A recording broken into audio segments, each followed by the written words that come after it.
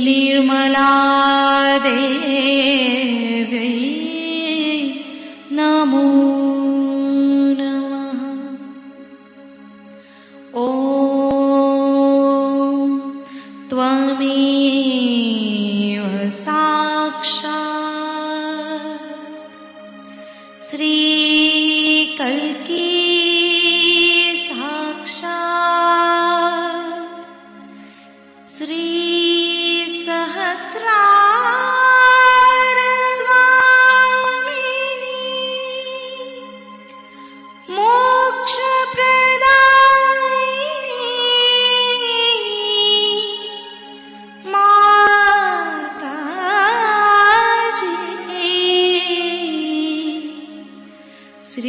निर्मला देव्यै नमो नमः।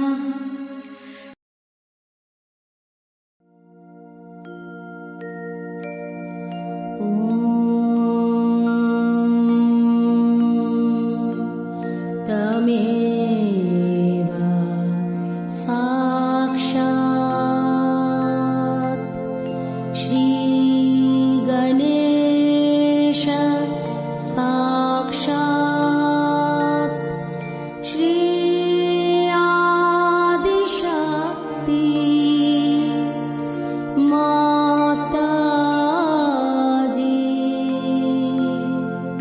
श्री निर्मला देवै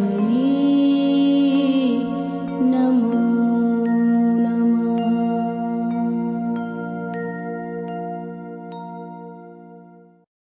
जशु माता जी, दोनों हाथ माँ के सामने हृदय में श्री माता जी को नमन करते हुए, परम पूजनीय श्री माता जी, हम सभी के हृदय को अपने रहने के योग्य बनाइए। संपूर्ण चित्त बीचों बीच हृदय में माँ की छवि को स्थिर करेंगे। श्री माता जी, कृपा करके हम सभी के हृदय में आइए। श्री माता जी, हम सभी आपसे बहुत प्रेम करते हैं, कृपा करके हमारे ध्यान में आइए।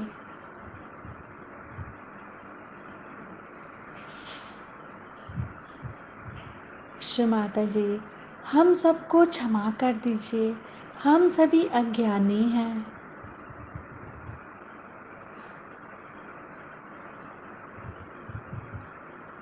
अपने हृदय में बीचों बीच माँ की छवि को स्थिर करेंगे।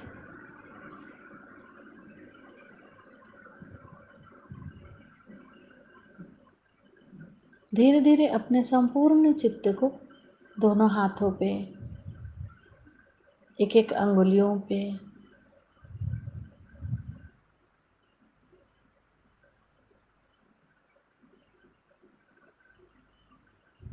अब अपने संपूर्ण चित्त को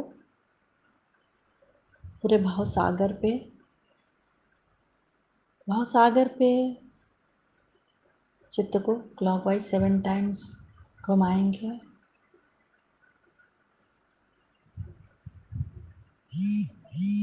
श्री माता जी, आप ही तो हमारी गुरु हैं और आप ही भी हमारी स्वामिनी हैं। कृपा करके हमें स्वयं का गुरु बनाइए। चित्त को क्लॉकवाइज घुमाते रहेंगे पूरे भवसागर में। गुरुर्ब्रह्मा गुरुर्विष्णु गुरुर्देवो महेश्वरा, गुरु साक्षात् परब्रह्म तस्मै श्रीमान निर्मलमा नमो नमः। अपने संपूर्ण चित्त को भवसागर में ही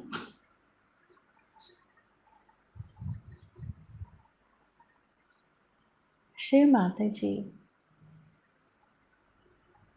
कृपा करके हमारे भवसागर में जो कुछ भी है उसे हम आपके श्री चरणों में समर्पित करते हैं। इन्हें स्वीकार कीजिए।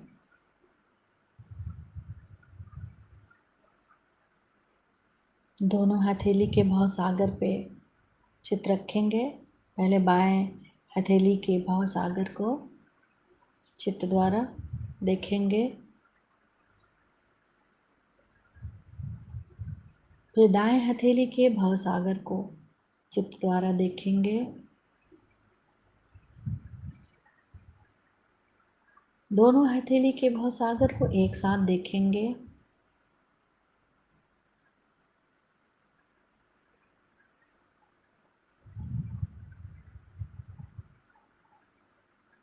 दोनों हथेली के भवसागर और अपने नाभि के पेट के चारों तरफ भवसागर एक साथ तीनों जगह चित्त रखेंगे।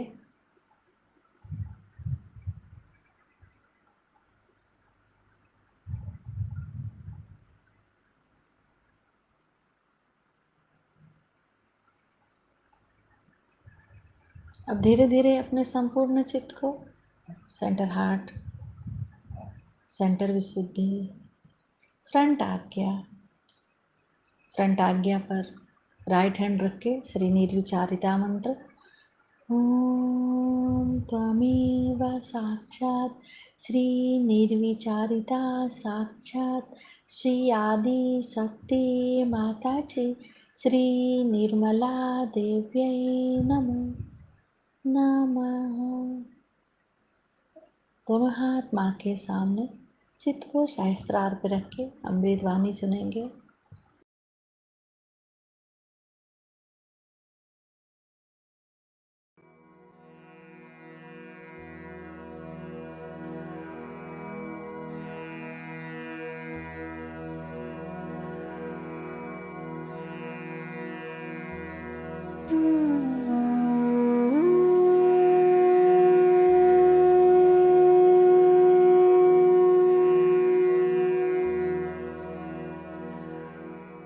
आज हम लोग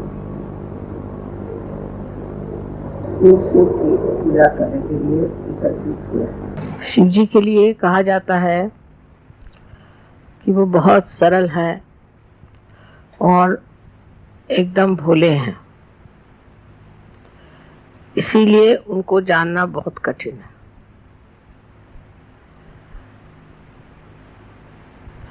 कुंडलिनी का कार्य जो है वो देवी का कार्य है।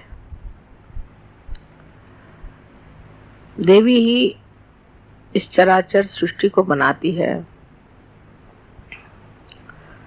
और अंत में आपके अंदर कुंडलिनी बनकर शिव तक पहुंचा देती है। शिव का पूजन होते वक्त याद रखना चाहिए कि शिव के गुण धर्म हमारे अंदर विकसित हुए या नहीं।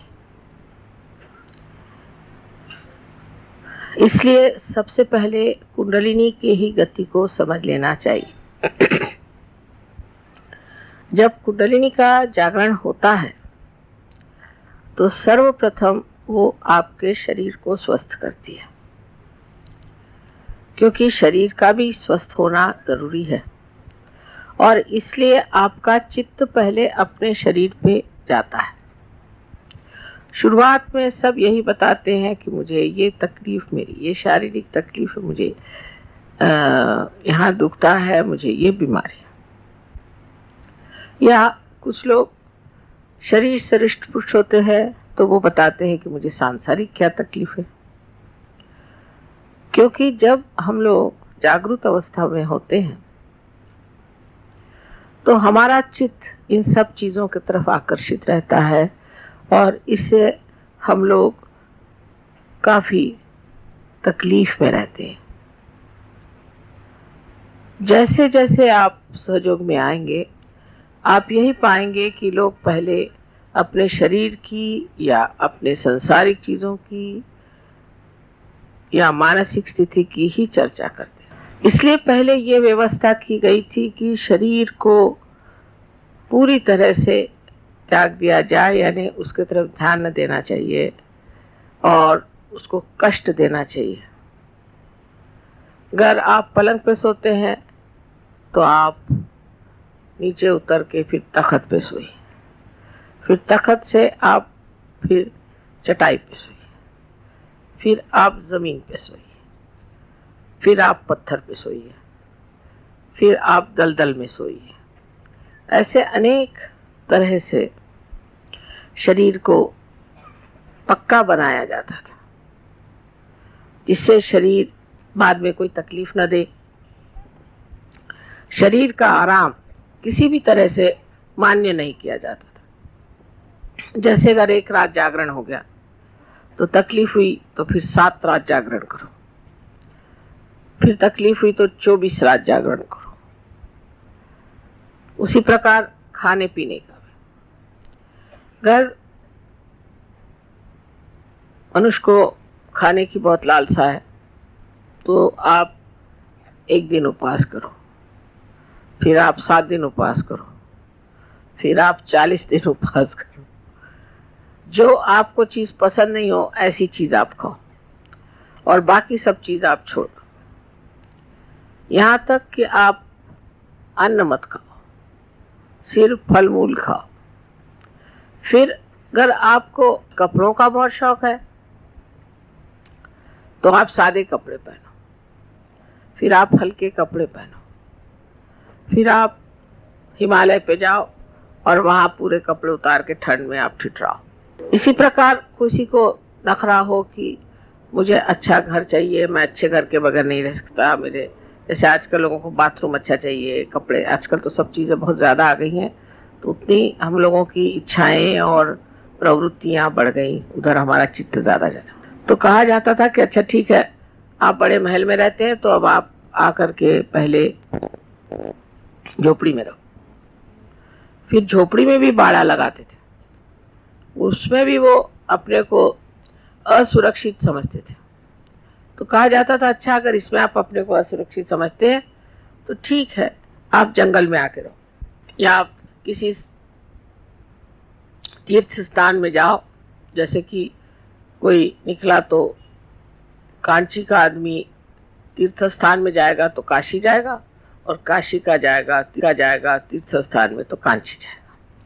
रास्ते में उसको शेर खा जाएंगे, शेर ने छोड़ा तो सांप काट लेगा, सांप ने छोड़ा तो मगर खा जाएगा, और जब तक वो वहां पहुंचते हैं 1000 में से 1 आध आदमी वहां पहुंचेगा। इस तरह से लोगों को छाटते छाटते और फिर उनको फिर आत्म साक्षात्कार की बातचीत की जाती थी। सहयोग में उल्टा हिसाब किताब किया हुआ। सहयोग में न तो आपको घर छोड़ना है, न द्वार छोड़ना है, नहीं अपने खाना पीना छोड़ना है, नहीं वस्त्र का कोई प्रॉब्लम है, कुछ नहीं, सब आप जैसे हैं ऐसे ही रहे। और इसमें आपकी कुंडलिनी का जागृत हो जाएगी। कुंडलिनी इसी स्थिति में जागृत हो जाएगी।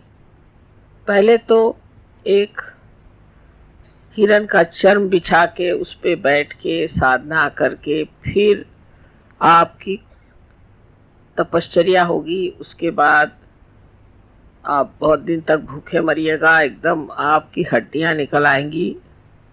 तब भी फिर परीक्षा होगी, आपको उल्टा टांगा जाएगा, कुएं में डाला जाएगा, 2-3 बार देखा जाएगा किस हालत में आप हैं।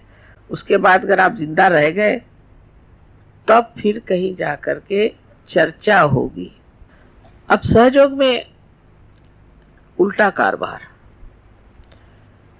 पहले तो हमने ऊपर का शिखर बना दिया, खोल दिया शिखर, सहस्त्रार खोल दिया, और सहस्त्रार खोल के अब कहा कि आप ही लोग अपने को ठीक करें। लेकिन तो भी हम लोग समझ नहीं पाते कि सहयोग बहुत ही कठिन चीज है। जितनी सरल है उतनी ही कठिन है। शंकर जी जैसे, क्योंकि हमारे अंदर अनेक नाड़ियां हैं और उन नाड़ियों को खोलने का एक ही तरीका है कि हमारा चित्त जो है वो इधर उधर न उलझे। तो सहयोग में ये तो कोई नहीं बताते कि तुम खाना पीना छोड़ दो, कि उपवास करो और तुम जाके हिमालय में ठंड में बैठो, ये कोई नहीं बताता। लेकिन क्या करना चाहिए जिससे हमारी प्रगति हो? तो सबसे पहले हमें अपनी तरफ अंतर्मन करके विचार करना चाहिए कि ये मैं क्या कर रहा हूं। जैसे कि अब आप कहीं गए और आपने देखा कि आपको सोने की जगह नहीं मिली, तो फौरन आप शिकायत करना शुरू कर देंगे, माँ देखिए हमें सोने की जगह नहीं मिली। उस वक्त ये सोचना चाहिए कि मैं ऐसे क्यों कह रहा हूं, क्योंकि मैं अपने शरीर के बारे में चिंता कर रहा हूं कि मुझे सोने की जगह नहीं मिली, मुझे ठीक से जगह नहीं मिली, और मैं अपना चित्त इसी में डाले जा रहा हूं। अब उस वक्त में यह सोचना चाहिए कि अच्छा हुआ कि मुझे जगह मिली नहीं, अब सो जैसे सोना, अपने शरीर की ओर देखे ना, सो, अब यहीं सो, यहीं सोना होगा, तू सहयोगी है, तुझे सोने के लिए अच्छी जगह क्यों चाहिए। दुनिया में कितने लोग हैं रास्ते पर सो जाते, तू कौन बड़ा भारी हो गया कि तुझे सोने के लिए अच्छी जगह चाहिए। और लोग तो खड़े खड़े भी सो जाते हैं, तू खड़े खड़े क्यों नहीं सोता, और फिर सोना भी क्या जरूरी है, अपने को समझता क्या है तू। ऐसे अपने शरीर से प्रश्न पूछना चाहिए। एकदम आफत आ जाए अगर कोई एक बार खाना न खाए तो, मैंने देखा है आफत आ जाती लोगों पर अगर एक बार खाना न मिले। अगर एक दिन खाना नहीं मिले तो बहुत अच्छा सोचना चाहिए, अच्छा हो गया, अब मैं देखता हूं तुझको क्या होता है तेरा, तू मर जाएगा क्या। ऐसे शरीर को धिक्कारना चाहिए, खुद ही अपनी तरफ से शरीर को धिक्कारना चाहिए। अब जैसे आजकल तो बहुत ही ज्यादा शरीर के चोचले निकला है, जैसे कि ये हमने कपड़ा पहना तो उसका मैचिंग होना चाहिए, ये फलाना है, मतलब इस तरह की आधुनिक चीजें निकल आई हैं, और उसके जो नॉर्म्स परिमाण हैं वो इतने ज्यादा कृत्रिम है कि हम लोगों को समझ में भी नहीं आता है कि हम इस कृत्रिमता के एक पूरी तरह से गुलाम हो जा रहे हैं। इसका मतलब ये नहीं कि आप विक्षिप्त हो जाएं, इसका मतलब ये नहीं कि आप अजीब से कपड़े पहन के घूमिए, और इसका मतलब ये नहीं कि आप हिप्पी विप्पी हो जाएं, ये मतलब नहीं। पर समझ लीजिए किसी स्त्री को एक मैचिंग ब्लाउज नहीं मिला तो उसको तो लगता है कि वो गई काम से बिल्कुल खत्म। पहले जमाने में कोई मैचिंग पहनता ही नहीं था, अब अगर उसके मैचिंग फिर वो स्वेटर नहीं मिला तो फिर तो समझ लीजिए कौन देखता है आपको क्या पहने न पहने।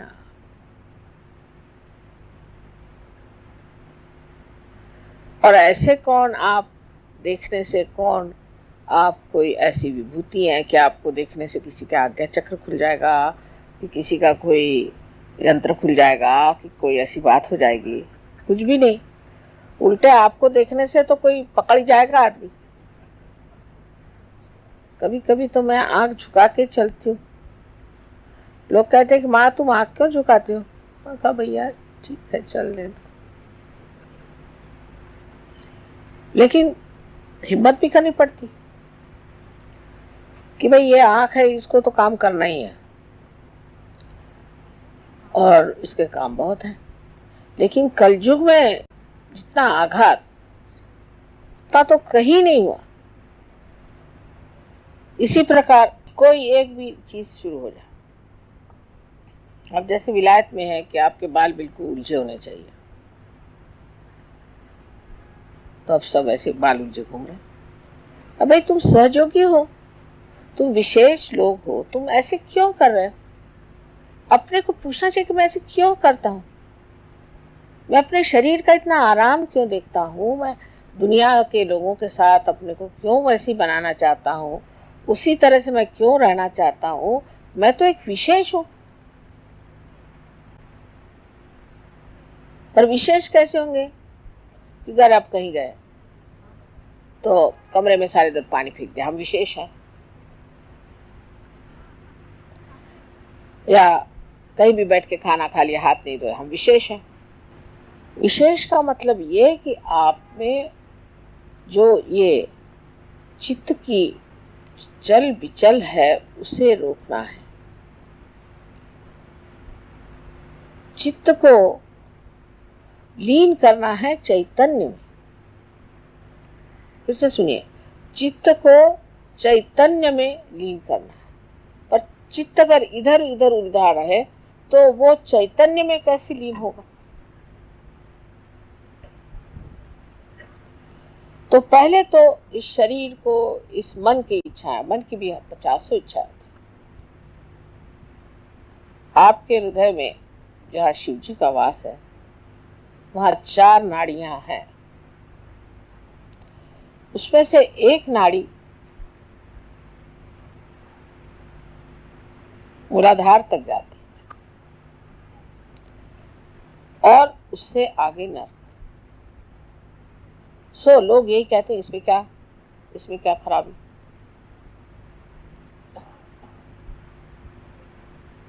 लेकिन आप सहयोगी हैं, अब आप नरक काहे को जा रहे हो बाबा?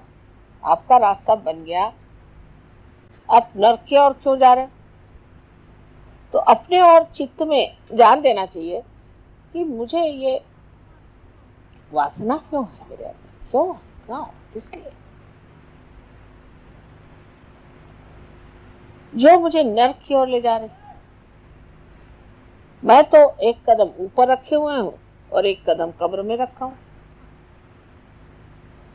तो या तो कब्र में बैठ जाओ या ऊपर ही रह लो। ऐसी जो लटकी हुई स्थिति है, तो अब चित्त जो है उससे कहना कि तू कहाँ भाग रहा है? नर्क के तरफ जाना चाहता है क्या?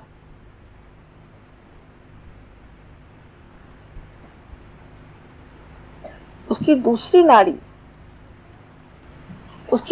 नाड़ी है। वो नाड़ी हमें इच्छाओं की तरफ ले जाती है।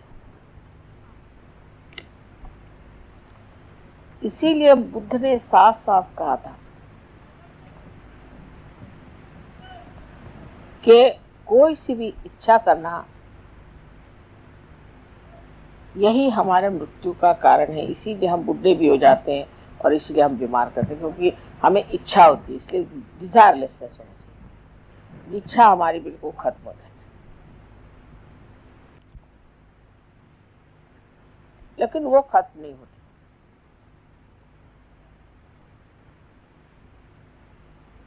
एक शुद्ध इच्छा मात्र रहनी चाहिए। वो कैसे हो?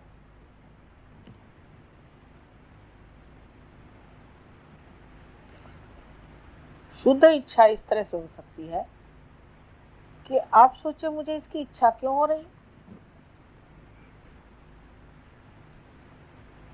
इस इच्छा की ओर मैं क्यों दौड़ा जा रहा हूं। ऐसी मैंने अनेक इच्छाएं की, उससे मुझे क्या फायदा हुआ?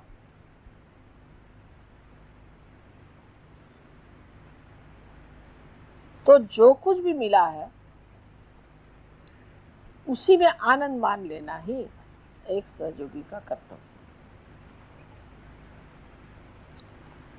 तब ये हुआ, किसी को इच्छा हुई कि मैं माँ के बिल्कुल सामने जाकर, या किसी की इच्छा होती कि हम पहले वहां जाकर खड़े हो जाए। ऐसी इच्छा क्यों हुई? क्योंकि अज्ञान में ये नहीं जाना माँ हर जगह, कहीं जाने की जरूरत क्या। तो शुद्ध इच्छा की जब आप इच्छा रखें, तो जब कुंडलिनी चढ़ती है तो ये जो इच्छा की नाड़ी नीचे की तरफ मुड़ी हुई है वो ऊर्ध्वगति उसको हो जाती है, उसमें शुद्ध इच्छा भर जाती है। इच्छा मनुष्य करता है इस विचार से कि इससे मुझे सुख मिलेगा, आनंद मिलेगा, मिलता कुछ नहीं। तो इस इच्छा को जो है आपको आनंद में लीन कर देना चाहिए, क्योंकि शिव का तत्व जो है आनंद, उनका स्वभाव आनंद है। इसलिए हर एक चीज में आनंद खोजना चाहिए, तब किसी चीज की त्रुटि ही नहीं लगेगी। दोष देखना या हर एक चीज में ये ऐसा होता तो अच्छा होता, बहुत लोगों को आदत है। मैंने देखा, अब रास्ते से जा रहे तो कहेंगे कि यहाँ पर इन्होंने फूल क्यों नहीं लगा दिया, फिर कहेंगे कि यहाँ पर से मार्ग दिखाने का ठीक से उन्होंने ये क्यों नहीं लगाया, ये रास्ता ऐसे मोड़ के क्यों नहीं गया। अरे बाबा, आपको म्यूनसिपालिटी में है, आपको क्या करने का, जो है सो है, आप काय को बड़बड़ कर रहे। लेकिन दूसरे के बारे में हमेशा कहेंगे इसमें ऐसे करने से ठीक होगा, उसमें ऐसे करने से ठीक होगा। वो जो आप सोच भी रहे हैं वो कार्यान्वित भी नहीं हो सकता, वो तो कार्यान्वित भी नहीं हो सकता, तो वो चीज कार्यान्वित भी नहीं हो सकती। आपका कोई मतलब ही नहीं है उससे। अब जैसे बहुत से लोगों में होता है, सिनेमा में गए तो उसमें कोई सीन दिखा रहे कि एक आदमी जा रहा है और अब वो किसी पहाड़ी से गिरने वाला है, तो लोग कहेंगे अरे कहाँ जा रहे, तुम गिर जाओगे। अब वो तो सिनेमा में जा रहा है, वो कोई तुम्हारी बात सुन रहा है क्या। उसी तरह से हर एक चीज का ठेका लेके बैठते हैं, और इस तरह से अपनी बुद्धि में भी पूरी तरह एक विचारों की श्रृंखला बना देते हैं। लेकिन जो कुछ आप देखते हैं वो देखना मात्र हो, देखना मात्र, तो निरीक्षण हो जाता है। एक कटाक्ष में भी निरीक्षण हो जाएगा और चित्र सा आपके अंदर बन जाएगा।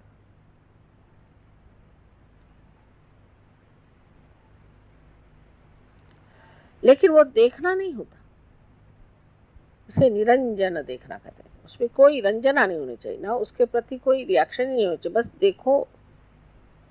इस रिएक्शन का क्या फायदा, वही जैसे मैंने बताया कि सिनेमा में आप कोई आदमी कुछ कर रहा है तो कह रहा है तुम ऐसे मत करो, उसको सुन रहा है क्या तुम्हारा। तो निरंजन देखना ये भी शिव का ही तत्व है। शिव के स्थान पर भी पहुंच गए और उनके मूर्ति के दर्शन भी हो गए, किंतु जब तक उनका प्रकाश हमारे अंदर नहीं आया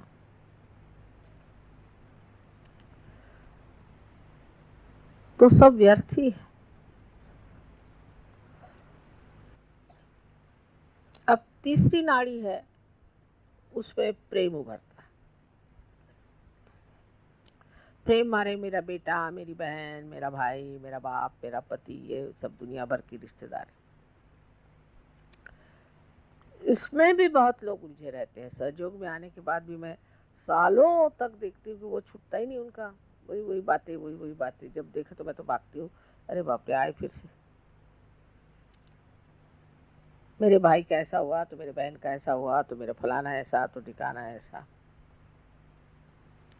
मेरे लड़के ने ऐसे किया तो लड़की ने ऐसे किया। अब ये कहना कि ये रिश्तेदारी वृथा है तो ये तो बात ठीक नहीं। तो ऐसा मत कि अपने बच्चों के लिए आप किसी को मर्डर भी कर दें, किसी को खत्म भी कर दें, कुछ भी कर सकते हैं इस ममत्व के लिए। कोई पत्नी के लिए, कोई प्रेयसी के लिए, तो कोई पति के लिए। तो इस कदर उसमें आदमी अपने जीवन को व्यर्थ करता है, और उसके बाद देखते हैं कि जिनके लिए इतना किया वही आपके दुश्मन है, वही आपको सता रहे हैं, सबसे ज्यादा दुख वही दे रहे हैं। और आपको और भी ज्यादा दुख इसलिए होता है कि इन्हीं के लिए हमने इतना किया और इन्होंने हमारे लिए किए। अगर किसी के ऊपर जरा सा उपकार किया और उन्होंने आपको तकलीफ दी तो और भी दुख लगता है कि बाबा इसके लिए इतना करने पर इसने ये किया।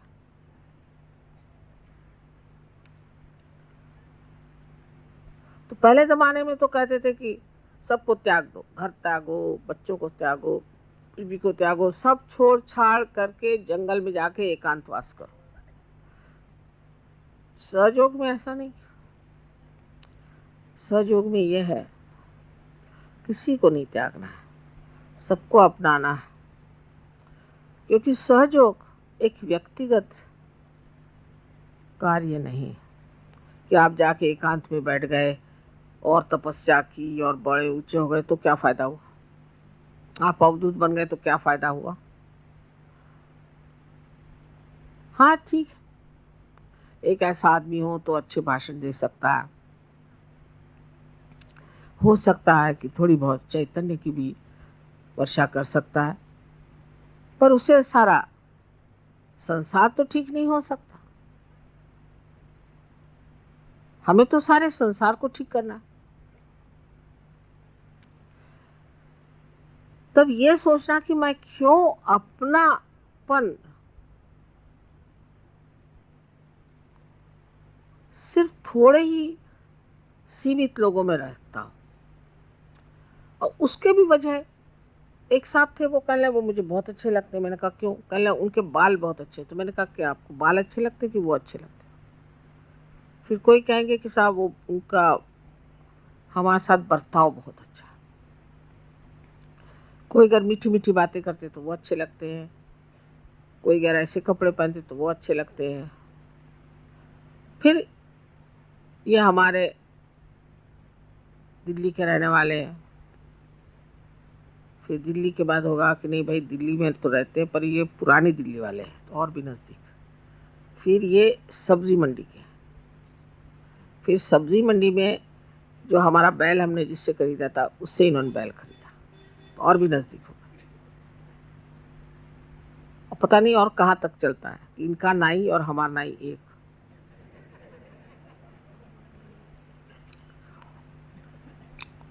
और बड़े गले मिलेंगे, वाह वाह वाह। नहीं तो ये बम्बई वाले हैं, दिल्ली वाले हैं, ये फलाने हैं, ये ठिकाने हैं, ये। अरे आप अब विश्व के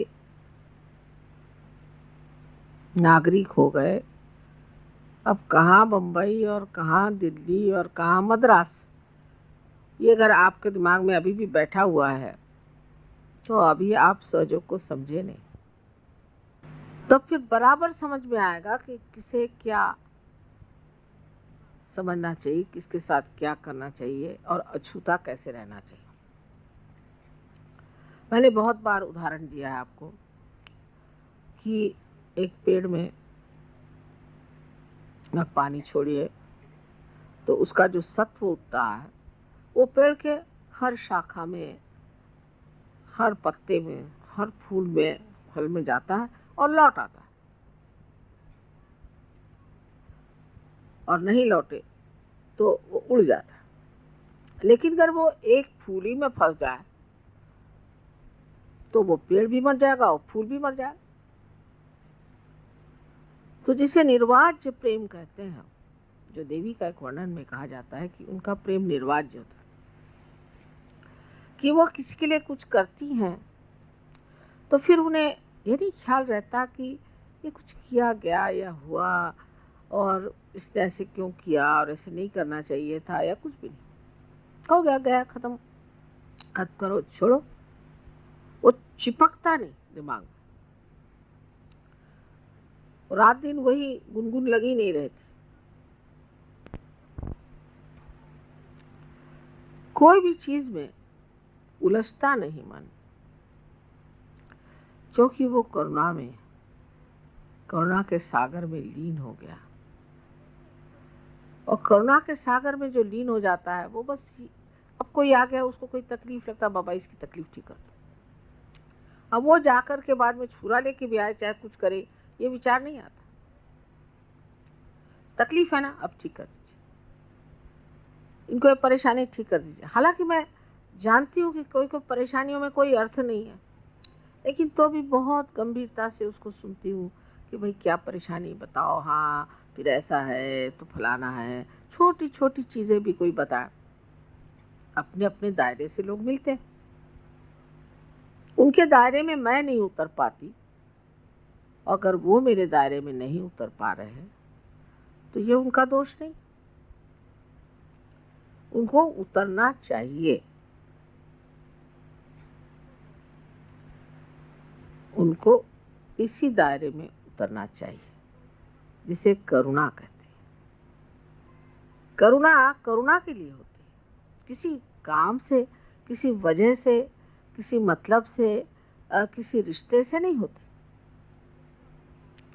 कोई होगा बड़ा आदमी, कोई होगा छोटा आदमी, कोई होगा रास्ते पे पड़ा भिखारी, कोई भी हो। करुणा ऐसी चीज है कि वो जैसे कि कहीं आपने देखा है कि समुद्र है, कहीं भी गड्ढा हो जाए उस पानी भर देगा, कहीं भी कोई त्रुटि हो उसको भर देगा। इसी तरह से करुणा का स्वभाव ही है कि उससे देखा इनको तकलीफ, अच्छा चलो इसके आंसू पोंछ दो, उसके आंसू पोंछ दो, उसकी तकलीफ निकाल दो। वो इसलिए नहीं कि कुछ उससे मांगना है, लेना है, ये मतलब नहीं, वो सिर्फ इसीलिए कि वो स्वभाव ही है। पानी का स्वभाव, सागर का स्वभाव, तो वो स्वभाव होने के लिए, स्वभाव भी शब्द कितना सुंदर है। स्व माने आत्मा और आत्मा का भाव। जब वो आत्मा का भाव आपके अंदर आ जाए, सिर्फ करुणा, फिर ये सब चीज टूट जाएगी कि दिल्ली रहने वाले, बंबई रहने वाले, फलाना ठिकाना, कुछ याद नहीं रहेगा, उसका महत्व नहीं रहेगा। और हर आदमी क्या है वो जरूर आपको याद रहेगा कि ये कौन है, इनकी कौन सी तकलीफ है, एकदम देखते ही याद आ जाएगा। नजर आपकी कहाँ गई? नजर ये कर ढूंढ रही है कि ये दिल्ली वाला कौन है और फलाना कौन है और कलकत्ते वाला कौन है। अगर ये नजर आपकी ढूंढ रही है कि ये करुणा कहाँ बह चली जा रही, किसके और जा रही भाई, किसके और खींच रही मुझे, तो पता होगा कोई दुखी आदमी है। कोई साधक, बहुत बड़ा साधक होता है, एकदम हृदय खींच जाना चाहिए उस आदमी की तरफ।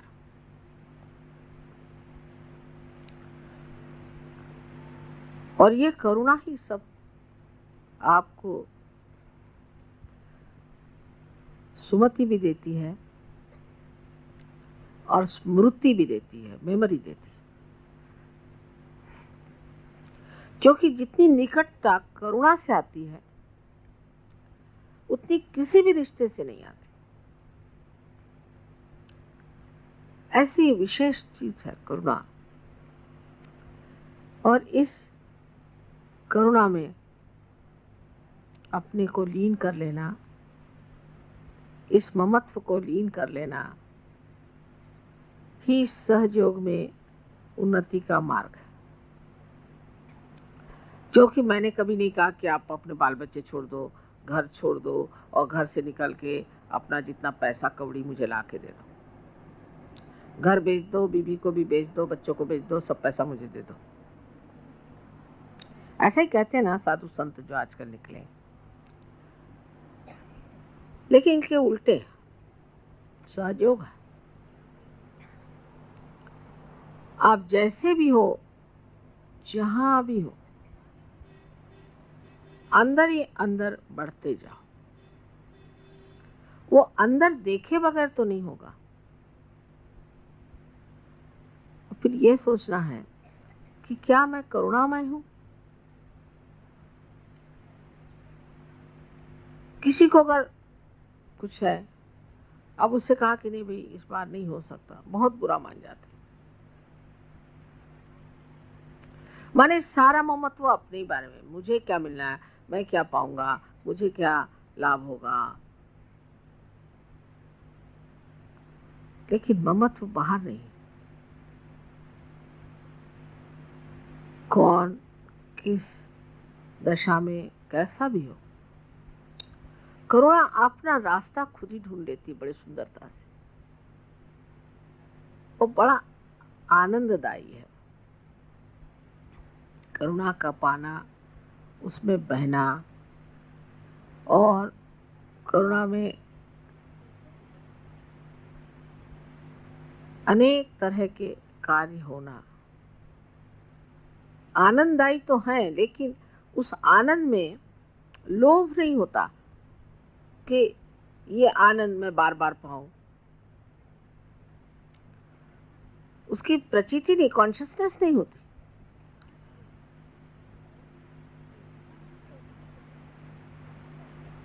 कर दिया हो गया। जैसे संगीत को सुन लिया, मजा आ गया, वहीं खत्म हो गया। उसी तरह से कोई काम है, कर दिया, खत्म, लीन हो जाती चीज। अब चौथी जो हमारे अंदर नाड़ी है, वो अत्यंत महत्वपूर्ण है हृदय में, और वो चौथी नाड़ी कुंडलिनी के जागरण से ही जागृत होती है और लेफ्ट विशुद्धि से निकल के और मस्तिष्क में जाकर के कमल को खिलाती है। जब हमारा चित्त इन सब चीजों में लीन हो जाता है, तो जैसे कि इस कमल में जीव आ जाता हो, या इसमें कोई शक्ति आ जाती हो, या ऐसा समझ लीजिए कि जैसे कोई एक पौधे में पानी पड़ जाए तो वो जैसे अपने आप बढ़ता है, इसी प्रकार ऐसा शुद्ध चित्त जिस मनुष्य का हो जाता है, उसके हृदय की कली खिलती है और वो कमल रूप होकर के सहस्त्रार में छा जाती है। फिर उसका सौरभ, उसका सुगंध चारों ओर फैलता है, और ऐसा मनुष्य एकदम नतमस्तक हो जाता है, एकदम नतमस्तक होकर के सबके सामने झुका रहता है। कोई अगर कहता है कि आपने बड़ा मेरा काम कर दिया, बड़ा ये चमत्कार कर दिया, तो वो चीज छूती नहीं।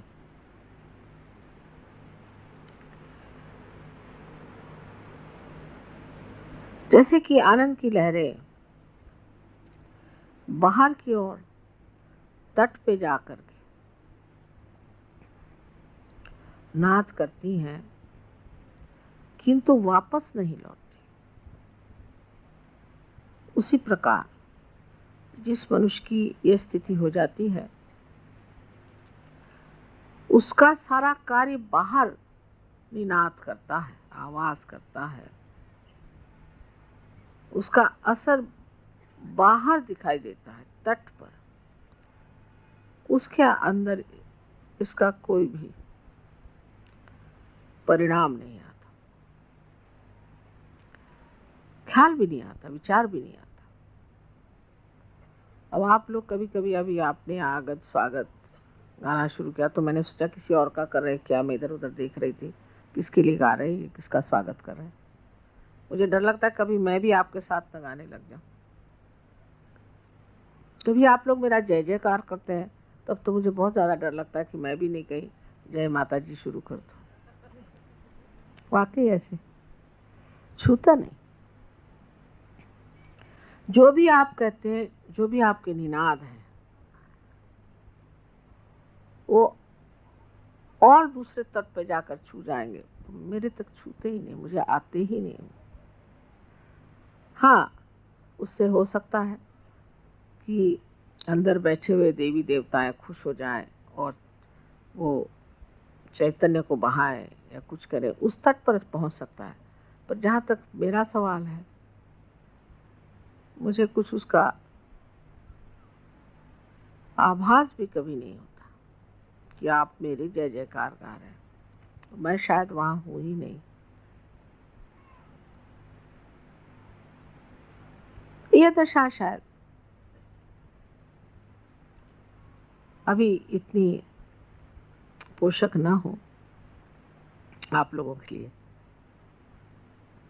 लेकिन एक बात जरूर है कि आप जब स्तुति गाते हैं, देवता खुश होते हैं आपके अंदर के देवता भी प्रसन्न हो जाते हैं और आपके लिए अनंत राशि से, अनंत नाड़ियों से कितने तो भी तेज पुंज ऐसे प्रकाश के किरण आपके अंदर छोड़ते हैं। आपने फोटोग्राफ्स में देखा होगा ये कितनी मेहनत करते हैं आपके लिए। तो आपके लिए भी बहुत आवश्यक है कि वो जब इतनी हमारे लिए मेहनत कर रहे हैं तो हमें भी इस शुद्धता को पाना चाहिए। तो पहले जो शरीर हम इसको धिक्कार रहे हैं, जिसको हम मान नहीं रहे हैं, वही शरीर जा करके एक यज्ञ हो जाता है। यज्ञ माने ऐसे कि अब हमारा शरीर है, हो रही तकलीफ, तो ये तो तकलीफ होनी है क्योंकि ये यज्ञ है ना। अच्छी बात है, जैसे कि काष्ठ का जलना यज्ञ में जरूरी है, उसी तरह इस शरीर का भी जलना यज्ञ में जरूरी है। लेकिन सहयोग में सबसे बड़ी बात यह है कि ये जो कृतयुग शुरू हो गया आपके पूर्व पुण्य से, आपको बहुत तकलीफ तो कुछ होती नहीं खास। सब सामने चीज आके खड़ी हो जाती, सब साक्षात्कार होते रहता है। आप कहते हैं चमत्कार हो रहा है, सब चीज आपको सुलभ में मिल जाती, बहुत से काम आपके सरल सहज हो जाते। शोभना सुलभ गति कहा जाता है कि आपके शोभायमान इस तरह के जीवन में अत्यंत सुलभता से आप इसे प्राप्त कर सकते हैं। कोई भी अशुभ काम करने की, अशोभनीय काम करने की जरूरत है। तो ये एक तरह की बड़ी सूक्ष्म माया भी है कि उसमें ये नहीं सोचना चाहिए कि ये सारे चमत्कार हमारे लिए इसलिए हो रहे हैं क्योंकि हम कोई बड़े भारी सहयोगी हैं।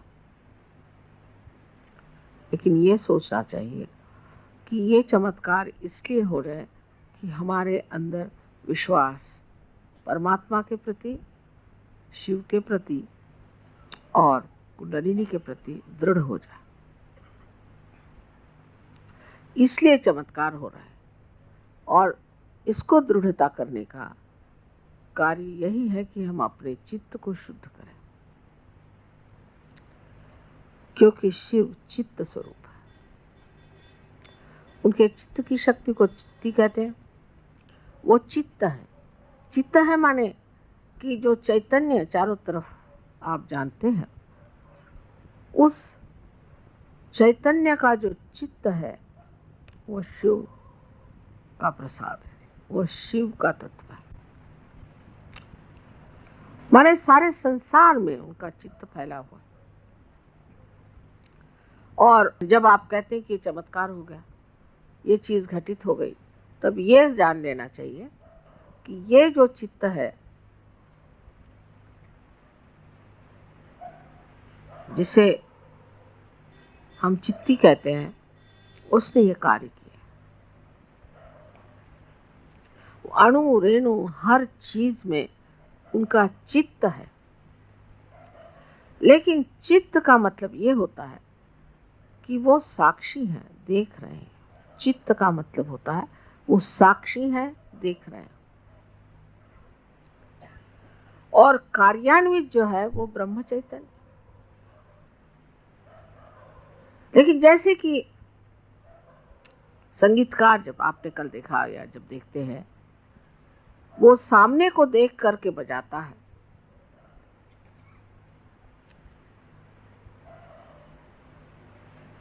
उसी प्रकार ब्रह्म चैतन्य उस चित्त की दृष्टि को देख करके ही कार्यान्वित होता है।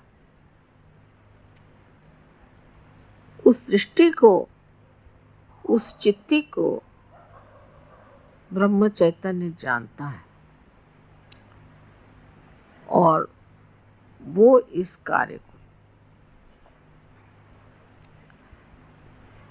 तब करता है जब उस चित्ती को देखकर उसे वो ठीक समझता है।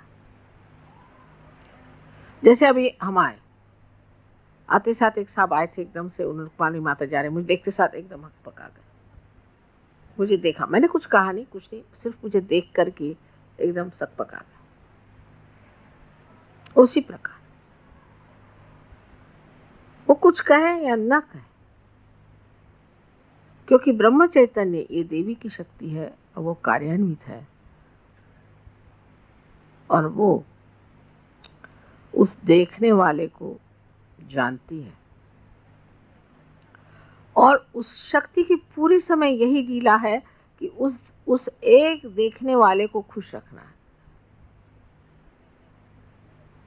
इसलिए कभी कभी आप कहते भी हैं कि माँ ऐसे गड़बड़ क्यों हो गया, वहां इसलिए हो गया कि वो जो चित्ती थी उसका रुख बदल गया था।